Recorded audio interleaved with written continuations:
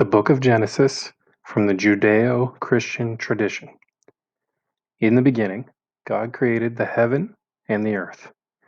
And the earth was without form and void, and darkness was upon the face of the deep. And the Spirit of God moved upon the face of the waters. And God said, "Let there be light." And there was light.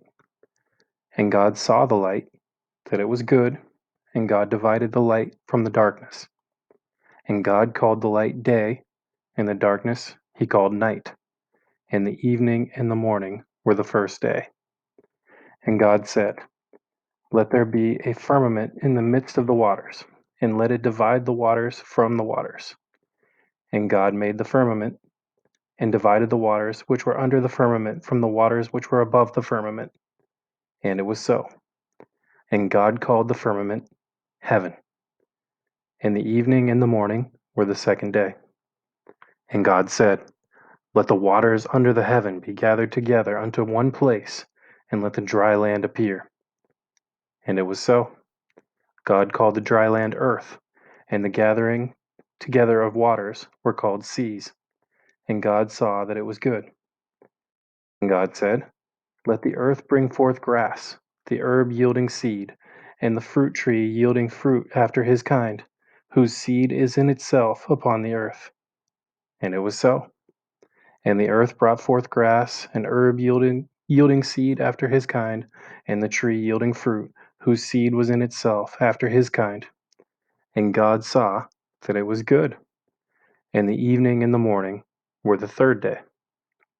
And God said, "Let there be lights in the firmament of the heaven to divide the day from the night. Let them be for signs and for seasons and for days and years, and let them be for lights in the firmament of the heaven to give light upon the earth." And it was so. And God made two great lights, the greater light to rule the day, and the lesser light to rule the night. He made the stars also. And God set them in the firmament of the heaven to give light upon the earth, and to rule over the day and over the night, and to divide the light from the darkness. And God saw that it was good. And the evening and the morning were the fourth day. And God said, "Let the waters bring forth abundantly the moving creature that hath life, and fowl that may fly above the earth in the open firmament of heaven." And God created great whales, and every living creature that moveth, which the waters brought forth abundantly after their kind, and every winged fowl after his kind. And God saw that it was good. And God blessed them, saying, "Be fruitful and multiply, and fill the waters in the seas, and let fowl multiply in the earth." In the evening and the morning were the fifth day. And God said, "Let the earth bring forth a living creature after his kind, cattle, and creeping thing, and beast of the earth after his kind." And it was so.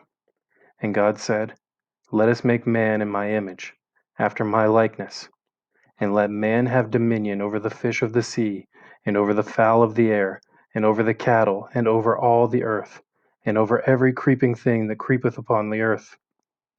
So God created man in his own image. In the image of God, he created him, male and female.